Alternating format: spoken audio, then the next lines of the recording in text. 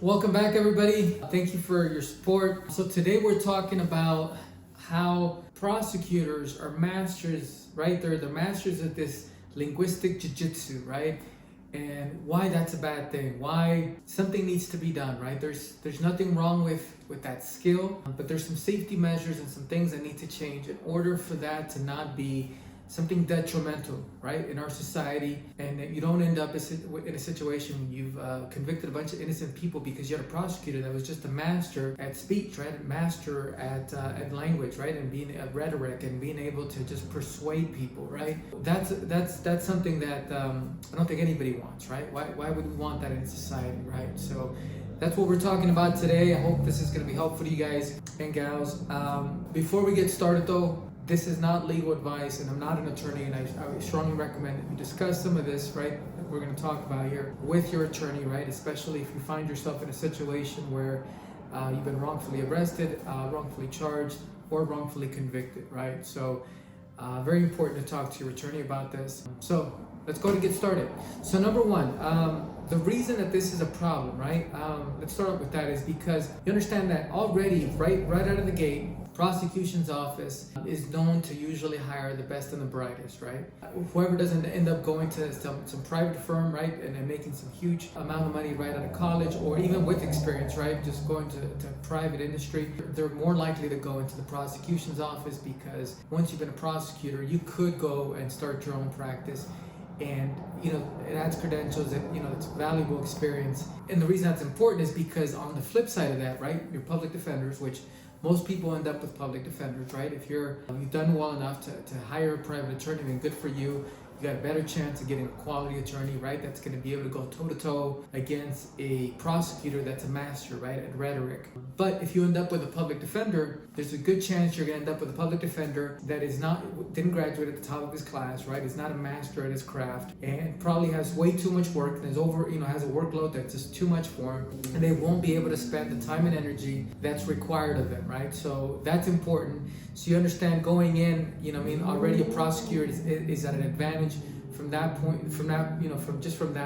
perspective. But let's add to that another thing, right, which is that in our society, right, and pretty much anywhere across the US and probably across the world mostly, prosecutors are respected and they're revered. So if they're going in, right, to a trial, and even before trial, right, this has implications, right, because you have a preliminary hearing where it's pretty important, right, your attorney and the prosecutor are going to argue some pretty important points that could have an impact, right, on the rest of the proceedings. But if going in, right, from the judge's perspective, and then at trial from the whoever gets selected to be on the jury veneer, from everybody's perspective, if prosecutors are respected and revered, that also puts them at an advantage, right? So why is all this important, right? It's not because there's anything wrong with rhetoric or selling techniques, but what happens is if you end up with a prosecutor, right, whose primary focus is convictions, right? He's got a case, his goal is to convict. And that's the one thing that he's obsessed with. And that's how by the way, this is one of those metrics that for a prosecutor is incredibly important, right? It really has an impact on his entire career. And that's part of the problem, is his conviction rate, right? He gets rewarded, right, at his office, right? Whether it's compensated in some form or fashion, and even if it's just acknowledgement from his co-workers, right, through his conviction rate. It's a bragging right for a prosecutor to be able to say he's got a 98% conviction rate. And generally speaking, that's a good thing, but not in this profession. I think in this profession, there should be an exception. It should not be about conviction rates. It should be a combination of things. Conviction rate's important, but let's combine that with, well, how many people have appealed, your convictions? How many cases have been overturned? Did you convict anybody wrongfully? And that information, sometimes it's out there, right? And you can measure that up against itself, right? How many times did you do something that was unethical? But this requires some time and effort, right? For these offices to start keeping track of all this stuff, right? So anyways, that goes into a whole nother subject. But my point is this. So if you have a prosecutor, right, who's revered, respected, who's a master at rhetoric, master at selling, what's going to happen is if he goes to trial, he knows all the tricks, right? Very often, very common, right, for them to use theatrics, for example, right?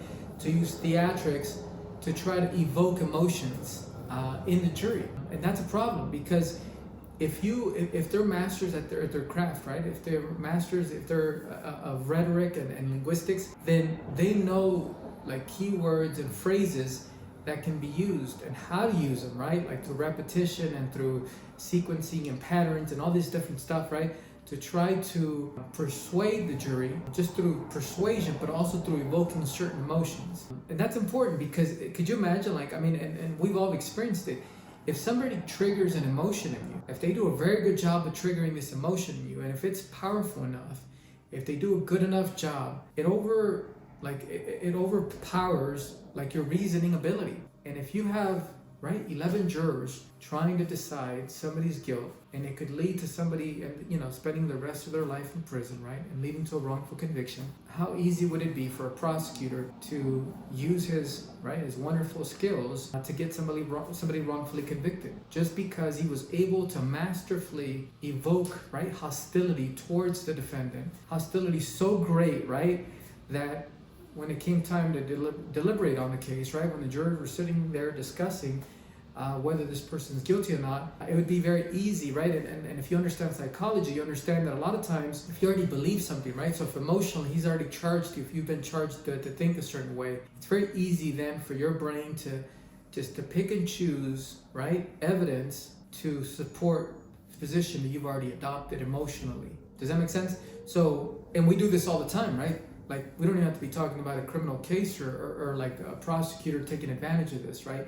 In general, if you, for example, you have this emotional desire, right? Strong emotional desire to go and buy yourself, we'll say for the ladies, a purse, right? You know it's too expensive, you cannot afford it. But if emotionally you're charged up enough to where you're just like, I gotta have it, right? Emotionally, you're just like, that's gonna make all the difference. It's gonna make me feel amazing, look amazing, so on and so forth. Once you're actually there, it's so much easier to find a way to rationalize it. And if you have a salesperson that knows what to say, what key words to use and phrases to just push you a little bit, you'll do it. Even if you can't afford it, right? Like, even if you cannot afford it, like, you'll end up buying that. Like, and that applies to purses, cars, and whatever, and convictions, right? And that's what we're talking about here. So I think it's dangerous, right? When you have a prosecutor whose main focus is his conviction rate. And that's across the board, nationwide, that's a thing, right? In fact, when they run for office, right, a lot of times these prosecutors then become politicians and they run for office. That's one of the things that they brag about. I would argue, if you have a prosecutor who's bragging about his conviction rate, red flags, not yellow flags, red flags, right? Because why is your conviction rate so high? I mean, you could potentially say that maybe they know how to pick their cases, right? They only convict people that deserve to be convicted, but I think that's speculative. I think that's unlikely. I think for the most part, generally speaking, if you have somebody who's got a great conviction rate, it's just because they mastered, right, the art of convincing, persuading. And like I said, it's one of those things that anybody can master, right? You see politicians, right, that they just know how to use the right words, and then it leads to victories. It leads to victories, whether or not they're fully qualified. So I think that's important. And then, by the way, this also translates into, right, and I think it's worth mentioning. So if you have a prosecutor, right, who is overly concerned with his conviction rate, then it also leads to situations where maybe certain charges, right, this person's been charged with 4 or 5 different things. It's very easy for them to, at some point, right, like during a trial, if it becomes obvious that maybe 2 of those charges are just bogus, it's very easy for a prosecutor to not let go and to still decide to pursue this, because he knows he's a master at persuading. And if he's concerned about his conviction rate, well, that's going to be some notches, right? Some points against him. Not notches, but points against him, because if he took 5 of those to trial, and then halfway through trial, 2 of those get dismissed, right? So it affects his conviction rate. So fundamentally, that I think it has a lot of implications. It's also important after somebody's been convicted, right? So sometimes if somebody's been convicted and then they file a motion for a new trial, and that's handled by the same prosecutor and the same judge, right? And new evidence has come to light, right? It's very common, and you've seen this, right, on the 2020 shows and the Dateline shows, where even after like real clear evidence has come out, has surfaced, that the person has been wrongfully convicted, right? But because of, they're so concerned about their conviction rate and their reputation in connection with that, they will hold tight, they'll hold fast, they will fight, they'll kick and scream. Prosecutors will, right, to defend their position, to keep that person wrongfully incarcerated, even though it's obvious that, that they really should not, right? That conviction should be overturned. It's also important in the sense that a prosecutor that's too concerned, right, with his conviction rate will sometimes use every trick in the book, right, to try to win. And that will include, for example, keeping favorable evidence out. Evidence that's favorable to the defendant, right? Which I think is just a big no-no. That should not be allowed at all. If it's evidence that could help the defendant win his case, prosecutors shouldn't be allowed to use some clever little argument or some rule or some nuance within one of the rules, or some nuance within some case law to try to keep it out so that he can improve his chances of winning. That doesn't do anybody any good, right? I mean, except for him, right, for his career. But ultimately, it doesn't do anybody any good to have somebody wrongfully convicted. So, anyways, I hope that was helpful. That's just some quick thoughts about why I think that when a prosecutor is a master at rhetoric and argument and linguistics and all that good stuff, it's not good for a prosecutor, right? When he's good at that, it's not good for justice. It's not good for society unless you have some safety measures, right? To make sure that doesn't get out of hand, including, for example, not promoting them, right, based on their conviction rate, but also holding them accountable. Do you know what I mean? Holding them accountable for whenever they do convict somebody wrongfully. The way that it's set up now, if somebody gets wrongfully convicted, right, because of a prosecutor, because either he used some amazing rhetoric to convict somebody or he did some unethical things, the way the system is set up now, who pays for it? When it gets overturned, who pays for it?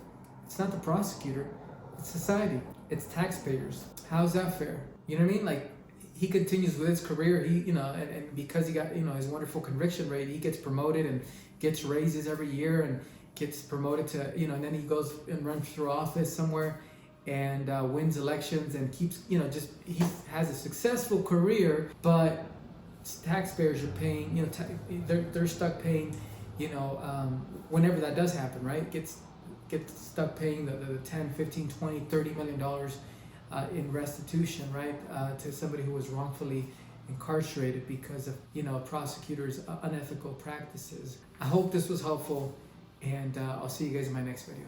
The content I produce, and this is not legal advice.